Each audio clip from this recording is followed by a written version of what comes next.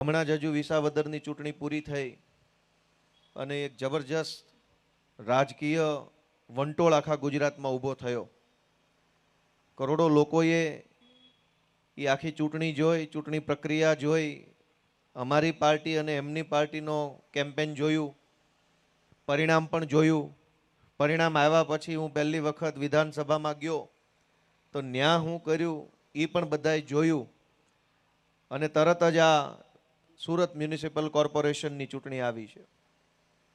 આજે અમે તમારી સમક્ષ કેટલાક વિચારો રજૂ કરવા માટે આવ્યા છે, બધા અમારા ઉમેદવારો અને આગેવાનો બધા ભેગા મળીને, કે શા માટે આ ચૂંટણીમાં આપણે આમ આદમી પાર્ટીને મત આપવાનો છે. અને આમ આદમી પાર્ટીને મત આપવાથી આ વિસ્તારમાં, સુરતમાં અને ગુજરાતમાં શું શું ફેરફાર આવવાના છે. ગયા વર્ષે બધાએ આમ આદમી પાર્ટીને મત આપ્યો અને સુરતમાં અમારા ગુજરાતના ઇતિહાસમાં પહેલીવાર 27 કોર્પોરેટર જીત્યા. થોડી ઘણી મુશ્કેલીઓનો તમારે અને અમારે બધાએ સામનો કરવો પડ્યો.